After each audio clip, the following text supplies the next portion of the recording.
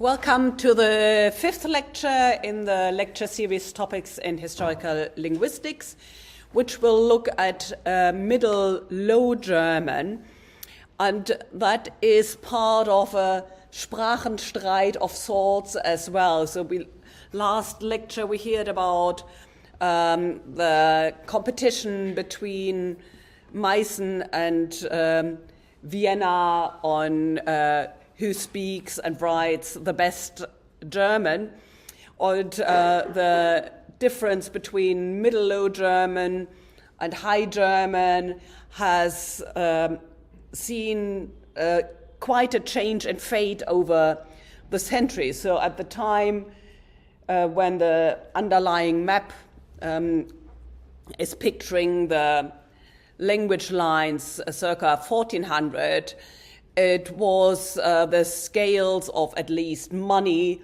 tipped decidedly in favor of Low German, which was the language spoken or in which the trade was done all around the North Sea, all around the Baltic. So you could sign a charter or a bargain in Novgorod, in Bergen, in Newcastle, in Rostock, all in Low German. Then the change in trade, the rise of the East India Company and the change of trade centers, then changed the fate of Middle Low German as a supra-regional variety to that of a local dialect. And it's also a case where you can discuss what constitutes a dialect and what constitutes a language. So Dutch is by now a national language, while Low German is a dialect of German, but that is a political decision that has then influenced also linguistic factors. What constitutes standard, what constitutes a high status variety. I want to dedicate today's lecture to the memory of a remarkable woman, Agathe Lasch, the first female professor in Germany, who started the Middle Low German dictionary and was murdered in 1942 by the National Socialists as somebody undeutsch. If you want a stark example of how language and politics are fatally intertwined, you can think of what really constitutes German if somebody who is a foundational figure for German linguistics was murdered in the supposed national name of a language or a people. Her legacy lives on in the dictionary, which went online in January. Finally, everybody in the project I'm conducting on the nuns' letters heaving a big sigh of relief, because until then you had to operate several unwieldy PDFs or scroll through slowly loading amateur scans of the dictionary. But I brought you the first volume, and have a look if you hadn't had a chance before, afterwards, because if you look at the foredge of it, you'll see there are different paper stocks used, and that is because Agathe Lasch had finished all her fascicles before she was dismissed.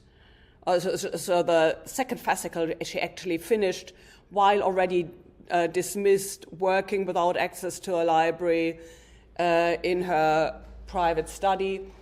And then the other fascicles were finished in the 1950s.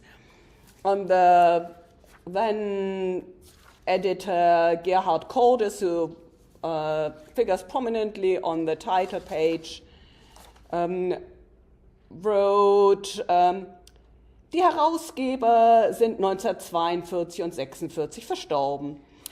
Das Kriegsschicksal hat die Materialbestände verschont und so die Bearbeitung musste infolge der Zeitereignisse eingestellt werden.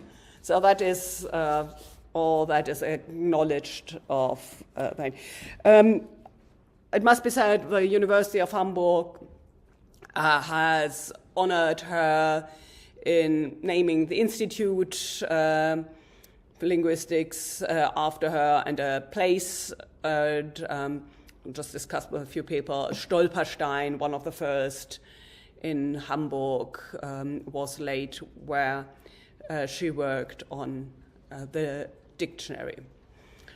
And she also wrote the still only extant Middle Low German grammar, which is a model of clarity and usability.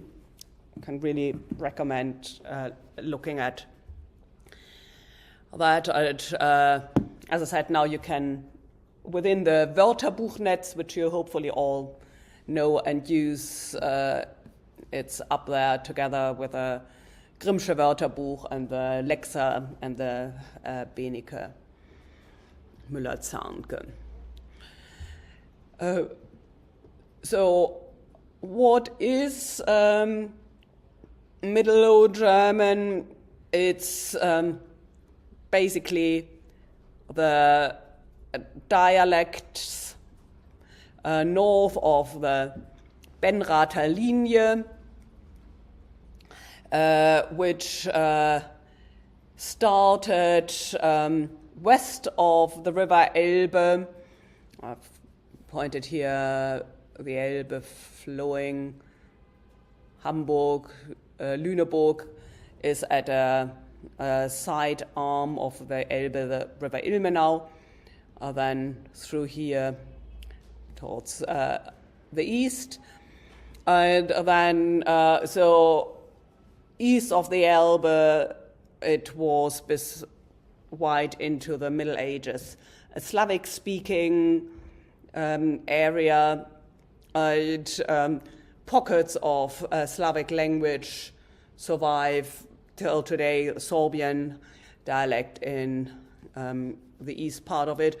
And in Lüneburg, where I partly grew up, there are lots of villages where you have two neighboring villages, one with a prefix Deutsch and one with a prefix Wendisch.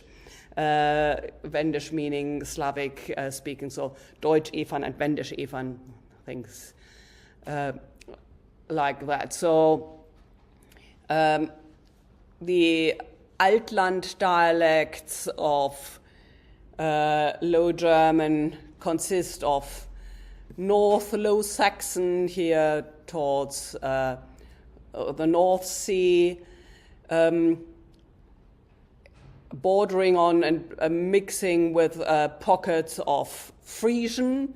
So you still have surviving on the islands just west of the Danish-German border, Sylt and Amrum, bits of North Frisian, which is the closest cousin to English. So if you have think of a language continuum, you have English, Frisian, Dutch, Low German, High German, but so that was scattered to the north, and then you have Frisian in today's Netherlands. And next year we'll have again an Old Frisian summer school in Oxford, which happens every other year. It is organized by one of the lecturers here in linguistics, Henrike Lähnemann, who comes from a Frisian-speaking area. And, you can keep your fingers crossed. We've just put in an application to the World Heritage Organization to recognize Frisian manuscripts worldwide as one of World Heritage treasures. And Oxford has actually 3 Old Frisian manuscripts, which is a quarter of all surviving Old Frisian manuscripts, thanks to an eminent philologist, Francis Junius,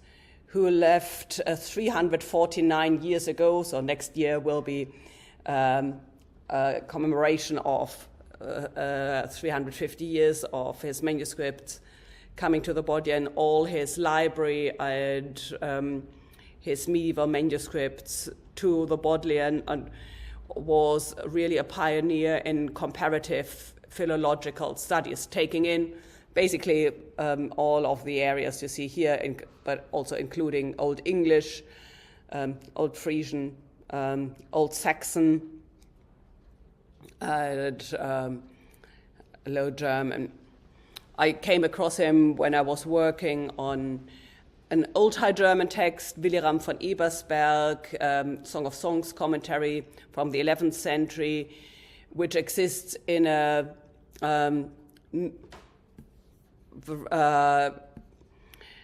copy that is considered the oldest Dutch language document, the Leidener Williram, which was in his possession, which he edited, and where the notes for it are here in the Bodleian. All right, so you have the Altland, North Low Saxon, Westphalian, and Eastphalian. And then, so Westphalian obviously survives in modern day name for the regional state, North Rhine-Westphalia. It includes Münster, where I was born and where my great-great-granduncle wrote Shrovetide plays in Low German, which are still performed.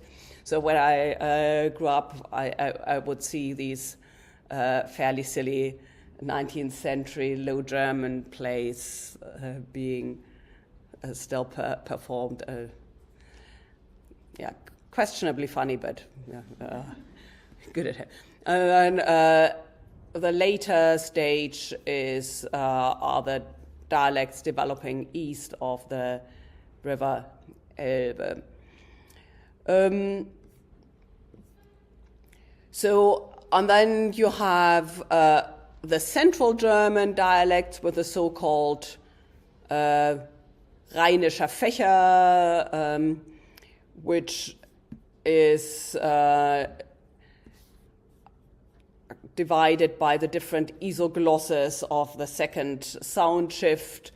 So the Benrather linie is the Marken-Machen linie, then you have the Dorp-Dorf linie, and then the Dat-Das linie, and then the Appel-Apfel linie, indicating how far the consonant shifts traveled from south to north. High German, as you will all know, doesn't refer to a higher standard, but rather simply to the Alps, as Nadine had pointed out, the Upper German geography as well as language, and low to that which is close to the Low Countries. And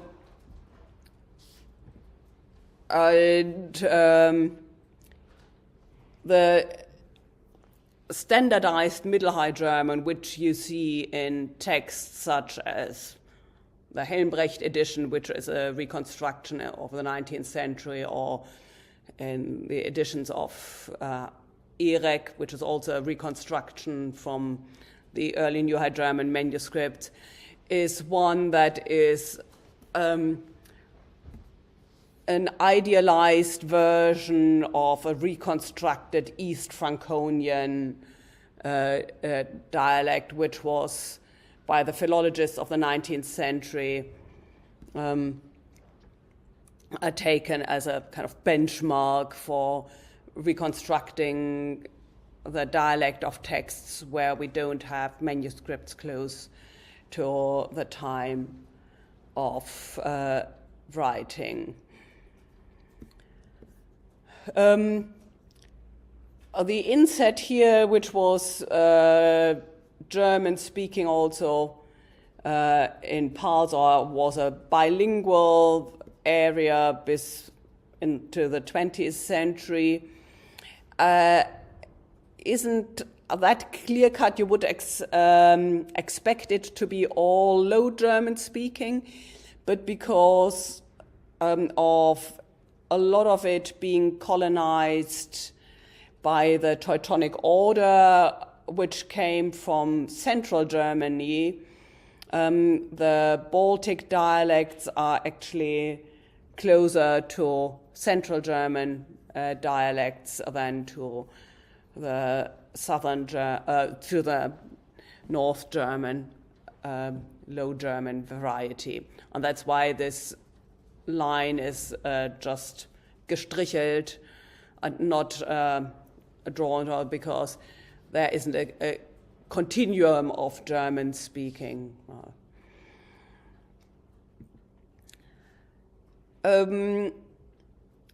The main borders stay fairly stable but move slightly to the north, and the difference is that then for Low German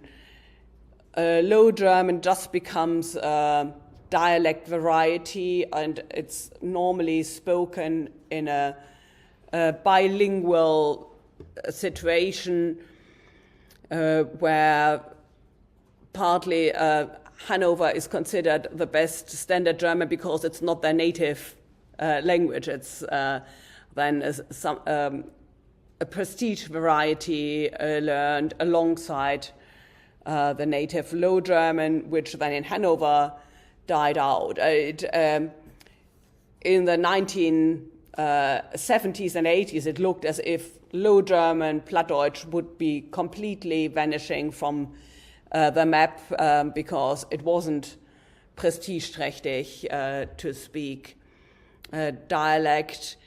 That has changed over the last 20 years, particularly with trying to boost regional identity via language. So all of Hamburg primary schools teach Low German now, and also in Schleswig-Holstein it has become a regular school subject again.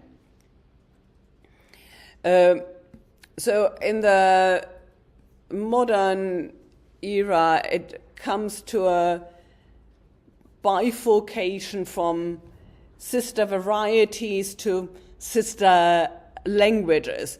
So while on this map you would have a continuum walking from village to village,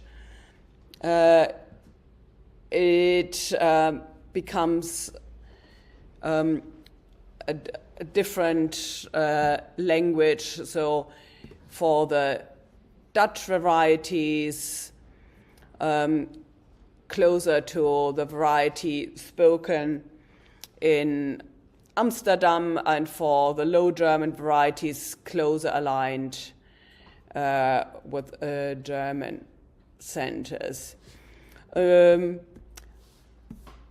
Last time I gave this language, I had Johanneke coming in and reading out this quotation in Flemish or Frisian.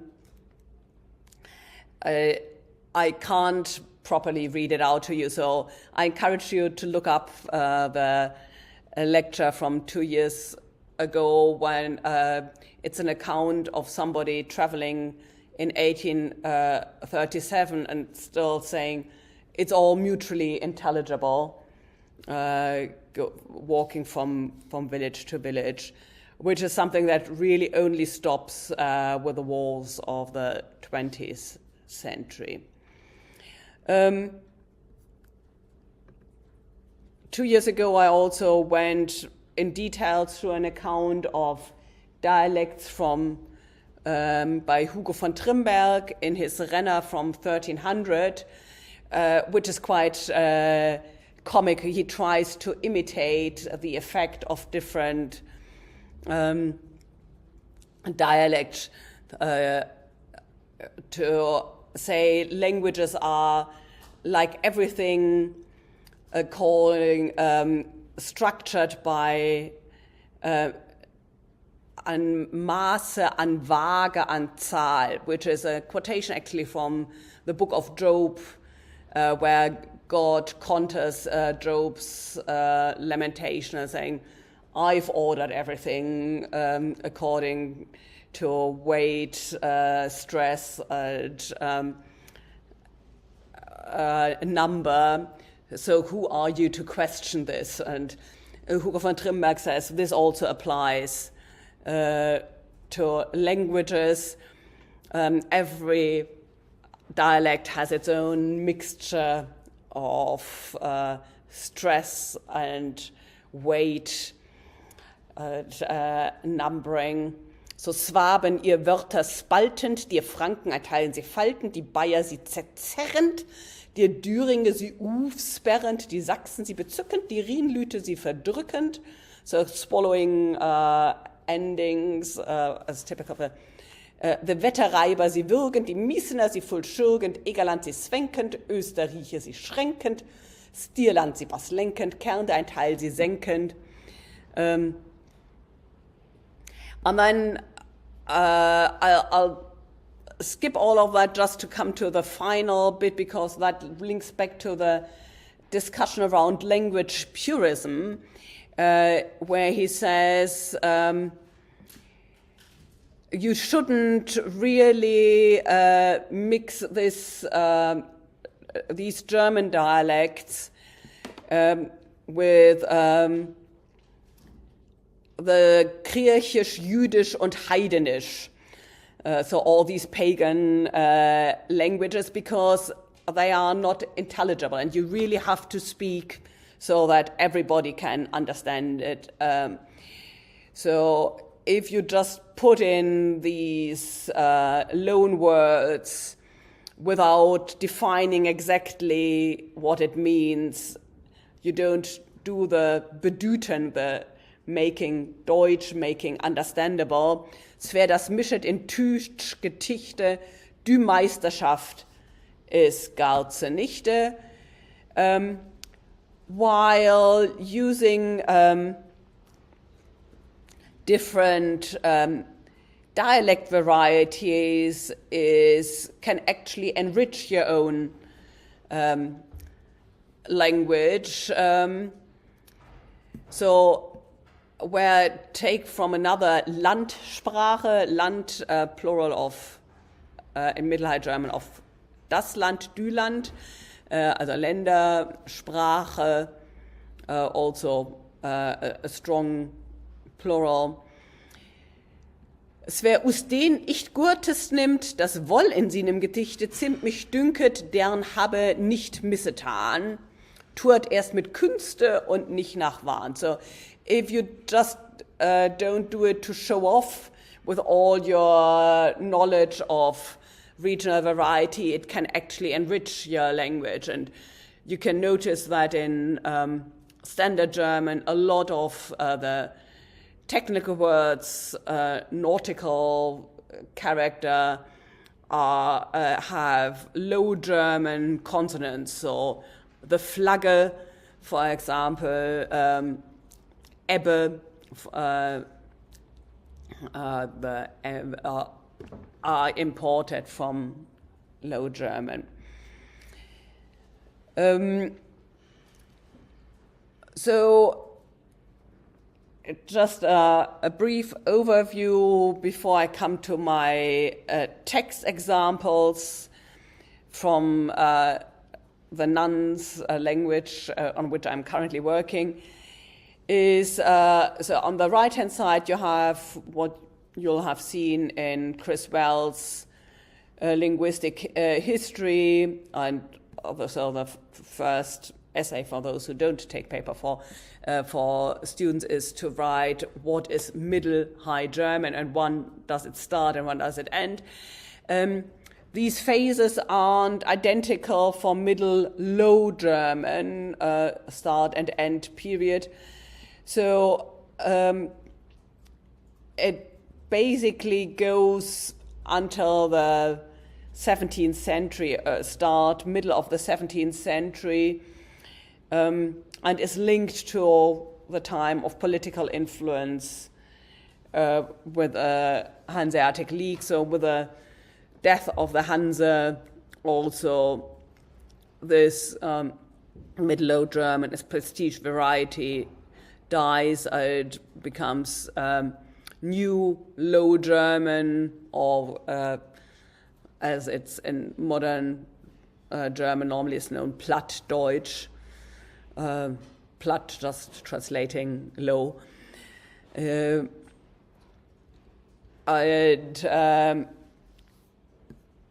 the differentiation again for Dutch is slightly different. They're also linked to extra-linguistic factors, which would be a lecture in its own right, so I'll skip that for now. Another resource I can really recommend, which came out now 5 years ago, I think, is the Atlas spätmittelalterliche Schreibsprachen des niederdeutschen Altlandes. So Altlandes, you remember that, west of the River Elbe und angrenzende Gebiete,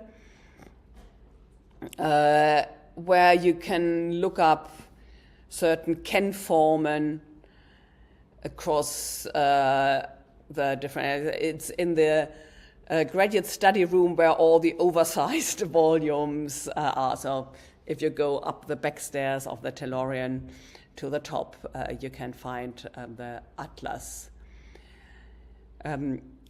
there. 2 years ago, I'd also included a short survey of how to read Middle Low German text.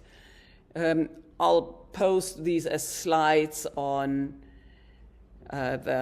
Canvas, because I really wanted to give you a bit of Low German as running text to make women and Low German better heard. We named our book on the nuns Unerhörte Frauen in German, and unerhört has a double meaning in German. It means on the one side they haven't been listened to, their voices have but on the other hand they were daring and really creative and strong women, so it's time to let their voices become heard. So I'm currently engaged with a colleague in Germany, Eva Schlothäuber, to edit 1,800 letters which the nuns in this beautiful convent of Lüne, highly recommended to visit, received and wrote between the mid-15th century and the mid-16th century. And the reason for documenting all of that was that in the context of the Lutheran Reformation, the Duke of Braunschweig-Lüneburg, who ruled over that area, wanted to use the opportunity for hostile takeover of the convent, and the nuns documented that he had no right either spiritually or economically because they had always been independent. So they collected everything, their bills, their business letters, but also their letters of spiritual advice to their families, and the internal correspondence. So a lot of letters that weren't written with publication in mind, but really lobby work between the convents around Lüneburg, because they were part of a network, which gives the title for our letter edition, Netzwerke der Nonnen. So they collaborated with other nuns, and between them they developed their own, and I've discussed with the colleagues in linguistics 2 weeks ago at the General Linguistics Seminar. Is it a sociolect? Is it an in-group language? Is it lingo? It's a pidgin German. It was disparagingly classified as a Mönchskauderwelsch by the scholars of the 19th century as something that is a deficient German because it mixes two languages, or in my maternal grandmother came from Prussia, or with ancestors in East Prussia, that was called Missingsch. So messing language, messing being a metal that is melted from different. But what we want to show in our project is how much it is, or a really rhetorically refined variety that is very much fit for purpose of creating community, to develop a code that establishes the mutual understanding between the nuns. So I'll end with an example from one of these mixed language letters, but I wanted to start you off with a letter written consistently in Low German, because it's dictated by a young girl which had just come into the convent and is now writing home to her parents.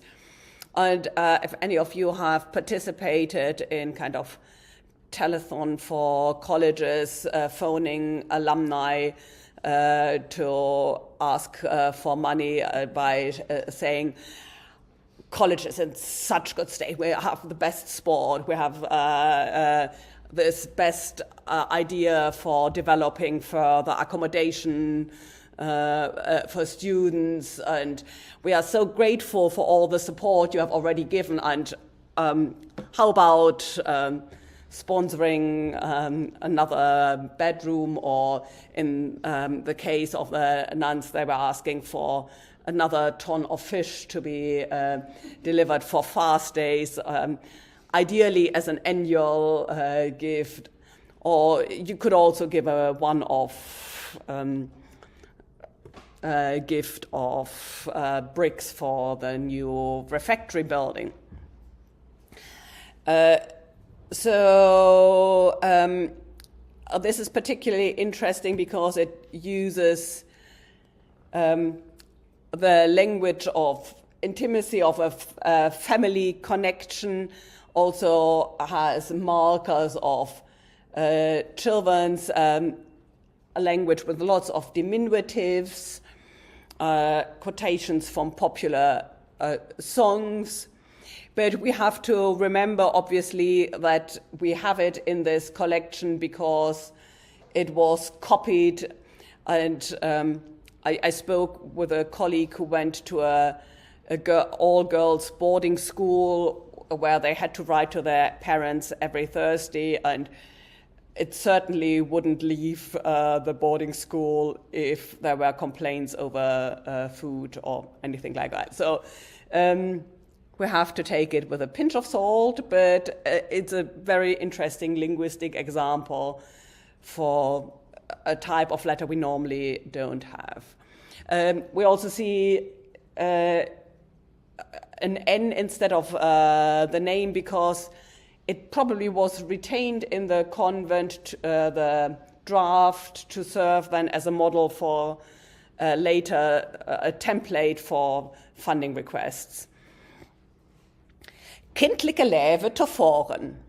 Min alder leveste en onder en. Ik, jive leve dochter, do juk läflichen weten, dat ik von Gottes Gnaden sund und wohl zu passen bin. Und mach je gerne Wesen in diesem Kloster. Und ich danke Jüdes von allem meinem Herzen, dat je meinen Willen daran hebet und hebet mir dazu holpen, dat ich hier innekommen bin und dat hebet mir dazu geben allend, was ich bedarf hätte.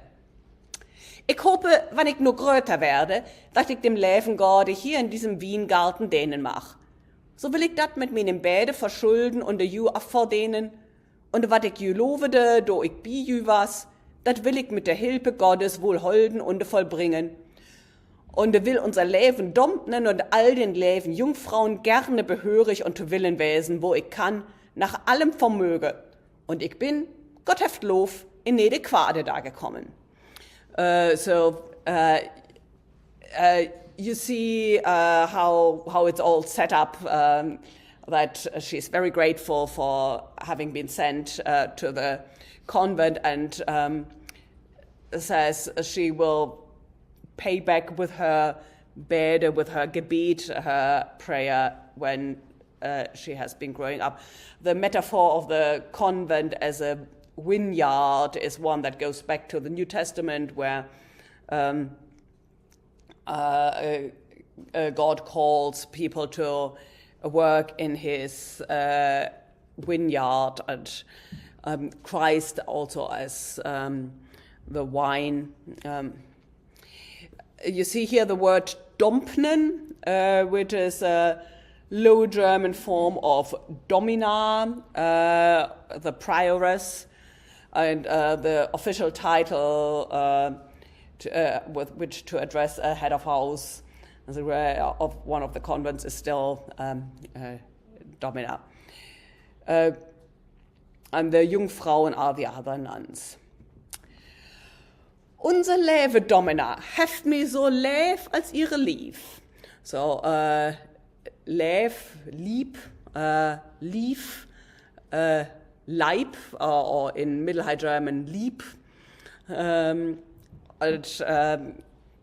This is probably referring to a kind of idiomatic phrase or saying, so lieb wie der Leib sein. Ich äte mit und ihrem Vater und trinke mit So you see the consonants aren't shifted, ete, like eat, instead of essen. Vater, that in English, Fass in Standard German. Ich trinke mit ihr, und sie sagt mir ja alle Tiet das Beste ut. So Tiet, Zeit in Standard German. In English, what would that be in English? Tide, exactly. So the cognate has been narrowed down in English to just mean a specific form of measured time, namely ebb and flood. In Standard German, the word has been imported, as I mentioned before, from Low German. So you have Tide as technical term for the Tidehub for ebb and flood together, and so you have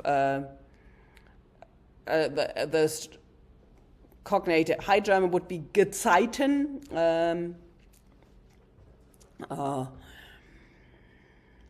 so, alle das beste Ut, out in English, aus in Standard German. Und the gift me faken. And now you get lots of diminutives. So the K-E-N is in Standard German what diminutive? Chen, exactly.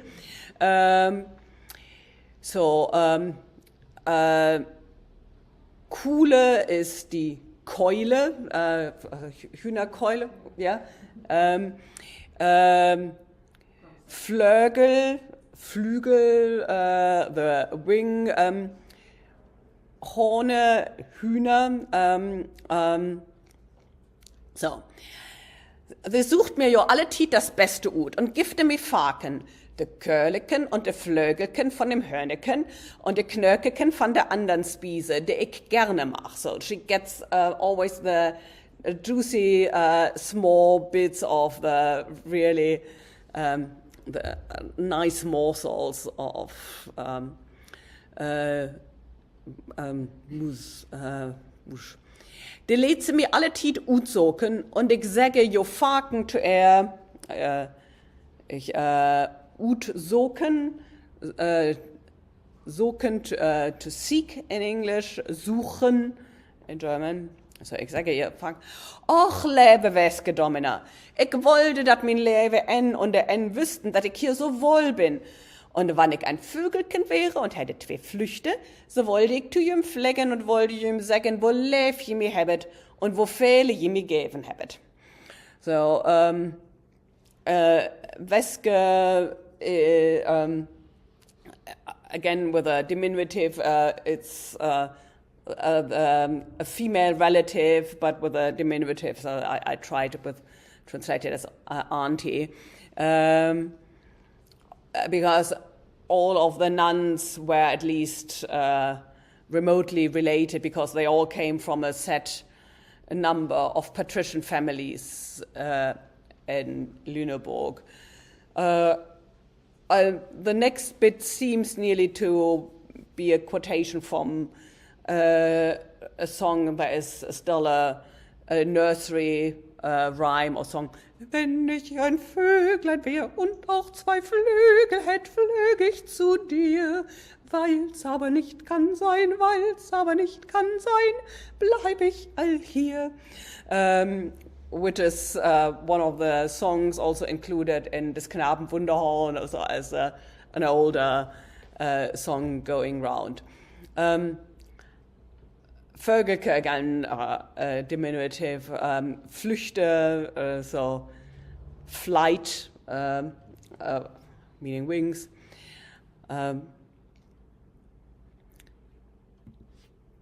So sech denn der Weske Domina, nein, mein liebe Kind, ich mach diener nur nicht entbehren. Ich will bitten den hielgen Geist, der Schall also ein Wied Düwe pflegen, hinter dienen Läven en und der en, und der gäven jüm in ihre Härte, dass du hier nicht övel bist. So suddenly it turns from this nursery rhyme or folk song into a spiritual metaphor.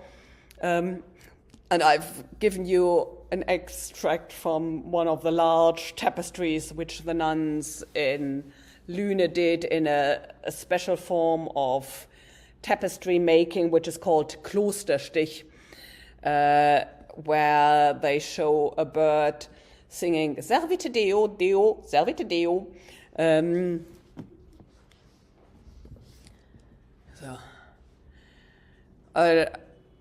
She expands on this. All der Lebens der N und der N. Wann ich noch all 2 Flüchte hätte und du konnte zu jü pflegen, so konnte ich doch dat Altomale nicht trägen und mitnehmen, wat mir min Läwe Weske Domina unter der anderen Jungfrauen Tomale gäfen haben. Hierumme bitte ich jü fründlichen und Läflicken, der jü jüg zufriede geben und willen eins zu mir kommen, also je ersten konnt, wenn ich habe 2 Stunden noch mit jü zu sprekende und weet jü noch zu sägende, dat ich nur Altomale nicht kann skriven. Und das bringet jo minen Bohlen und min En mit und säget jüm so viele gute Nacht, also manche Blomeke in diesem Sommer wassen was. Again, must have been a saying that is picked up. Und habt ihr auch 300.000 gute Nacht und werset Gode befahlen sund und selig zu lange Tiden. Gesgräven und an den Moleken er Munde mit fremder Hand. So, dictated by Anna Mole.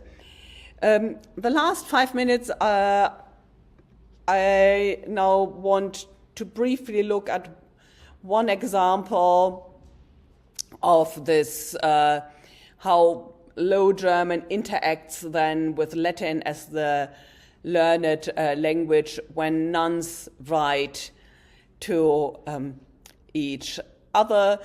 I've used other examples in the lecture for the linguists, so if you want to get the proper linguistic lingo behind it, listen to it it's also on the playlist on TinyURL paper for YouTube.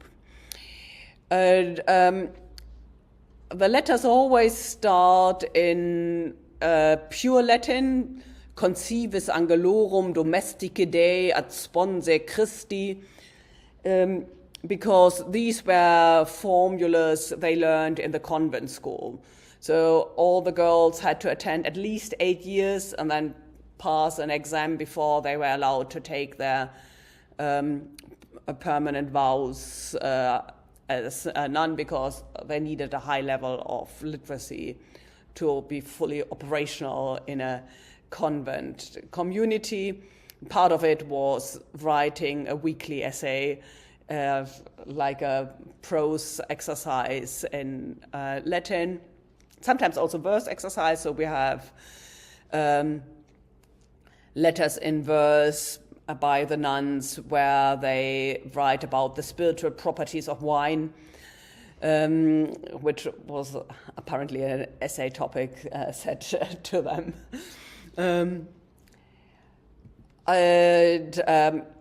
The next step is always, again in Latin, to refer to the date of the letter in terms of the liturgical year, to try to find common ground between sender and addressee. In this case, it's on the feast day of Saint Benedict, who, as founding father of Western monasticism, is important to both houses, both the Benedictine convent of Lüne and the Cistercian Abbey of Medingen, because the Cistercians are a kind of reformed branch of the Benedictines. And then it goes into updates. Normally it's talking about health updates first.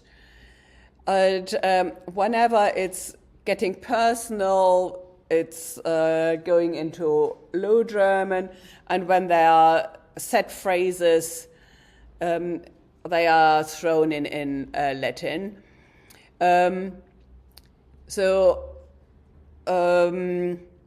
She asked for support in prayer. Ventevi e lapso tempore varia obsticula haben gehabt, because we had in the previous elapsed time several obstacles, die auch noch nicht zu dem Ende gekommen sind. So je lichte wohl weten, as you know already, they haven't come to an end. Dat pius dominus per orationis vestras alleding velitum frede sammigen ende schicken, ook bin ich per quinque heb dummerdas ganz untopasse gewest in peste peccatoris. So she has been unpässlich gewesen, you still say in modern German, has been off sick because of a breast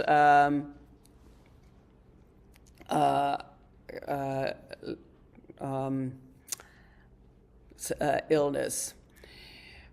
So she asked for prayer. And then always comes, I learned in British English, when you say, by the way, then is when the really important business is coming up. And the same applies to the letters. As when they say ceterum, and to add on from that, then you come to the core of the business, and that is there is a vacancy. So the abbess wants to make sure that there isn't a rival candidate for the vacant position. Amanda Domina, is liegt wohl bewusst, dass da vaceret eine Vikarie zu Lüneburg, oder vaceret in the Low German doesn't have the ts, rather turns all Latin CE into SE. So vaceret from vacare, to be vacant, empty. So there is a vicarage going vacant. And they want to present präsentieren, another loan word from Latin,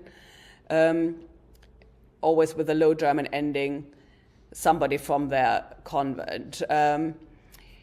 And if they were helping in that, kann ich ju weder worinne to willen zien, do ich de alle tiet gerne. Then I would also be happy to help you out. And then there always comes a note, I'm terribly under time pressure. So I have, it's a hasty note, I have to sign off now. Greetings to everybody. To all her female relatives in the other convent, a little bit of Low German is dropped in, and it ends again in Low German. So you can see here how Low German becomes the language of intimacy, the language of family relationship, and is used strategically in combination with a learned language to create a special bond of affection between the nuns. Time is up. So next week I can promise you lots of fun. Horst Simon is coming to speak about gendered language, both historically and in his work. He is one of the advisors to the German government on gender language, and that's a hotly debated topic within the German-speaking area. So do come back. Thank you.